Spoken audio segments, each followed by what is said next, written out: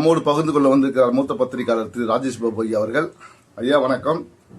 தற்போது நடிகர் ரஜினி அவர்கள் நாட்டை காப்பாற்றணும் அப்படின்னு சொல்லி கட்சிக்கு வந்திருக்கிறாரு. எப்படி நாட்டை காப்பாற்றுறது என்று ஒன்றும் புரியவில்லை. குடும்பத்தை காப்பாற்றுறதுக்கு வக்கில்லாத ஒருவர் நாட்டை எப்படி காப்பாற்றுவார்?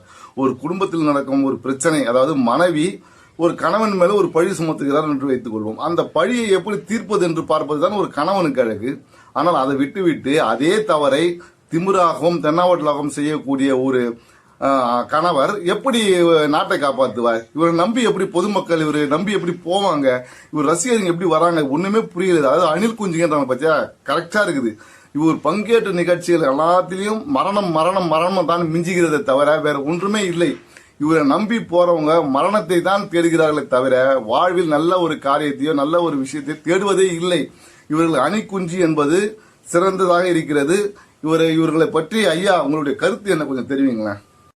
தமிழக வெற்றிக் கழகம் விஜய் அவர்கள் தங்கள் ரசிகர்களுக்கு அறிவுரை கூற வேண்டும் என்பதுதான் சமூக ஆர்வலர்கள் மற்றவர்களும் பொதுமக்களும் கோரிக்கை வைக்கின்றனர். சமீபத்தில் சங்கீதா அவர்கள் குடும்பத்தினர் கருத்து வேறுபாட்டினாலோ மற்றும் வேறு விதத்தினாலோ அவர்கள் இன்றைக்கு கோர்ட்டை நாடி இருக்கிறார்கள், நீதிமன்றத்தை. அப்படி இருக்கும் பட்சத்தில் ஒரு பெண்மணி கூறுகிறார், சாதாரணவர்களே 2 பெண்டாட்டி 10 பெண்டாட்டி வைக்கும்போது விஜய் பணம் இருக்கிறது, எத்தனை பேரை வைத்துக் கொள்ளலாம் என்று. ஆனால் இந்த மாதிரி சைக்கோத்தனமாக பேசுகிறார்கள். மற்றொரு பெண்மணி தன் மகளை ஆஸ்பத்திரி விட்டுவிட்டு நான் விஜயை பார்க்க வந்திருக்கிறேன் என்று கூறுகிறார்கள். இன்னொரு பெண்மணி அசிங்கம் சொல்லத்தகாத ஒரு வார்த்தையினாலும் அவர்கள் கூறிக்கொண்டு வருகிறார்கள். இதெல்லாம் பார்க்கும்போது என்ன தோன்றுகிறது என்றால், தமிழக வெற்றிக் கழகம் என்பதற்கு பதிலாக தகாத உறவு கொள்ளும் கழகம் என்று வைத்திருக்கலாம் என்பதுதான்.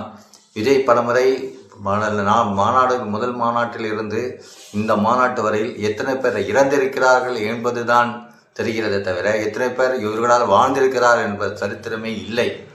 இப்படி இருக்கும் பட்சத்தில் தமிழக வெற்றிக் கழகம் தமிழகத்தை ஆள வந்தால் எப்படி இருக்கும் என்று பொதுமக்களாகிய நீங்கள் சிந்தித்து செயல்படுங்கள். வெற்றிக் கழகத்தில் இருக்கும் ஒவ்வொரு சைக்கோக்களும் தகாத உறவினாலே இருக்கப்பட்டவர்கள்தான். ஒரு பெண்மணி தானே பொண்டாட்டியா கூட இருக்கலாம் என்று சொன்னால் அவர்களுக்கு அப்பா யார் என்ற ஒரு கேள்வி வந்திருக்கிறது. ஜோசப் விஜய்க்கே தன்னுடைய அப்பா யார் என்று தெரியாது. தெலுங்கு பிராமினுக்கு பிறந்தவர் தான் இவர், சந்திரசேகருக்கு பிறந்தவர் அல்ல என்பதை ரசிகர்கள் முதல் புரிந்து கொள்ள வேண்டும். அதனால் தயவு கூர்ந்து இந்த மாதிரி சைக்கோத்தனத்தை விட்டுவிட்டு தன் வாழ்க்கையை அமைத்துக் கொள்ளுங்கள், குடும்பத்தை பாருங்கள்.